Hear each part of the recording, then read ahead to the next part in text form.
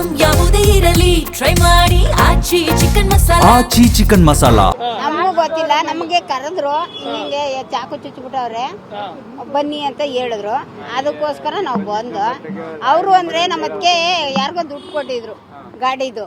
ಆಯಪ್ಪ ಏನು ಮಾಡಿದ್ರೆ ದುಡ್ಡು ಕೊಟ್ಟಿರ್ಲಿಲ್ಲ, ಇವರು ಕಂಪ್ಲೇಂಟ್ ಕೊಟ್ಟಿದ್ರು. ಕಂಪ್ಲೇಂಟ್ ಕೊಟ್ಬಿಟ್ಟು ಅವನು ಗಾಡಿ ಇವರು ಎತ್ಕೊ ಬಂದ್ಬಿಟ್ಟಿದ್ರು ಗಾಡಿನ.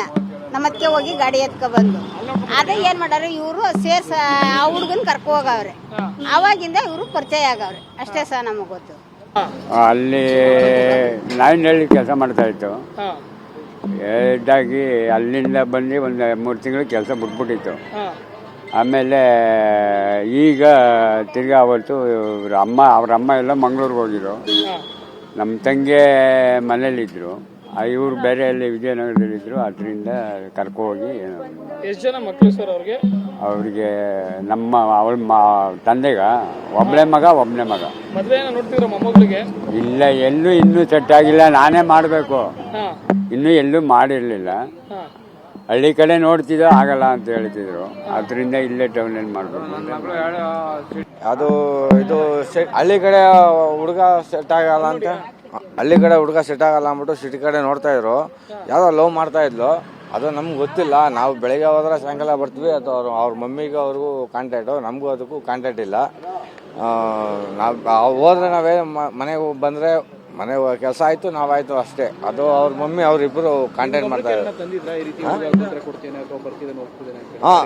ನಮ್ಗೇನು ಹೇಳ್ತಾ ಇರಲಿಲ್ಲ. ಇದೇನು ಹೇಳ್ತಾರಲ್ಲ. ಇನ್ನು ನನ್ನ ಮಗನ ವಿಚಾರ ಹೇಳ್ತಾ ಇದ್ರು.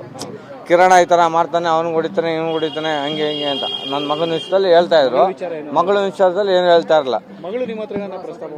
ಇಲ್ಲ, ನನ್ನ ಹತ್ರ ಏನು ಆ ಥರ ಮಗಳೂ ಹೇಳ್ತಾ ಇಲ್ಲ, ಏನು ನನ್ನ ಹತ್ರ ಕೇಳ್ತಾನೂ ಇರಲಿಲ್ಲ. ಬಂದ್ವಾ ಅಪ್ಪ ಊಟ ಮಾಡು ಅಷ್ಟೇ. ಅದು ಬಿಟ್ಟರೆ ನಾವು ಸಾಯಂಕಾಲ ರಾತ್ರಿ ನಮ್ಗೆ ಫೋನ್ ಮಾಡಿಲ್ಲ. ನಮ್ಮ ಅತ್ತೆ ನನಗೆ ಫೋನ್ ಮಾಡಿದರು. ಅಂದರೆ ಈ ಥರ ಹಿಂಗಾಗೈತೆ, ಯಾರೋ ಚುಚ್ಬಿಟ್ಟವ್ರೆ ಅಚ್ಚುಗೆ ಅಂತ. ಯಾಕೆ ಅಂದೆ. ಗೊತ್ತಿಲ್ಲ ನನಗೆ, ಬಾ ಅಂತ ಅಂದರು. ಅವಾಗ ರಾತ್ರಿ ಹೋಗಿದ್ದಷ್ಟೇ. ಅದು ಬಿಟ್ಟರೆ ಎಜುಕೇಶನ್ ಏನು ಮಾಡಿದ್ರು ಯಾರ ಅನಿ ಇದು ಅಚ್ಚು ಎಷ್ಟು ಸೆಕೆಂಡ್ ಡಿಗ್ರಿನಾ? Second degree.